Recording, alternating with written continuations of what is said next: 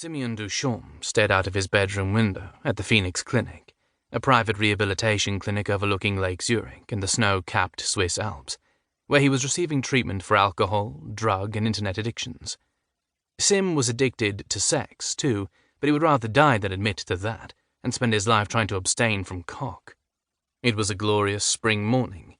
The sky was a sharp Arctic blue. Thickets of trees on the perimeter of the vast wooded lakeside grounds swayed in the gentle breeze. A group of 6 patients were completing their early morning yoga class on the main lawn, bending and bowing with their final leonine stretches. Simeon watched the group do their sun salutations, downward dogs and child poses, secretly wishing he were with them, and that he could stay cocooned and pampered at the clinic forever. Simeon's world had shattered 2 years ago, when he fell in love with his fellow model and best friend, Pieter Bayer. Peter never returned the same level of affection, and had, in fact, fallen for someone else.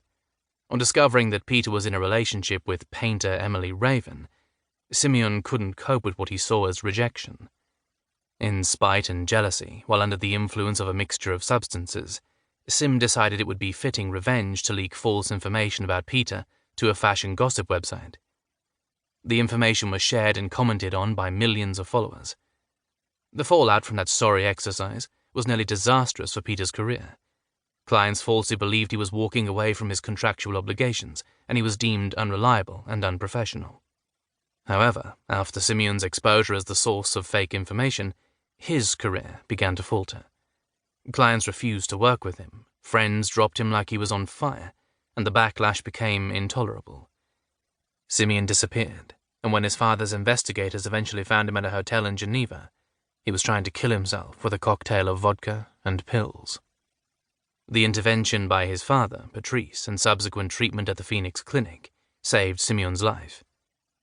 After 3 months as a patient at the clinic, Simeon's hedonistic, outrageous model facade dissolved, along with the drugs and alcohol that were purged from his system.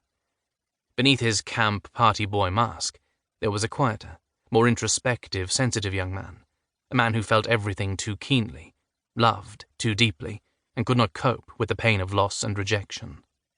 Sober for the first time since his late teens, Simeon was as fragile as a fledgling and bewildered by the colors, scents, and sounds of the big, wide world. Who was Simeon Duchamp without his mask, without the crutches of alcohol and drugs giving him the confidence to get through each day? A gentle knock on the bedroom door startled Simeon from his introspection. He looked away from the window toward the door to see his favorite young male nurse, Carl, poke his head inside. "Your last session with Dr. Schroeder is in 20 minutes, he informed. "One for the road?" Carl's brows waggled provocatively. Simeon's lips slid into a salacious smile.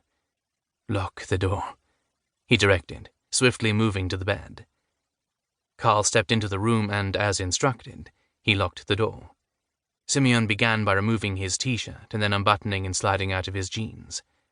Carl kicked his soft-soled white croc clogs off and discarded the lightweight nurse's uniform of white trousers and tunic shirt in seconds.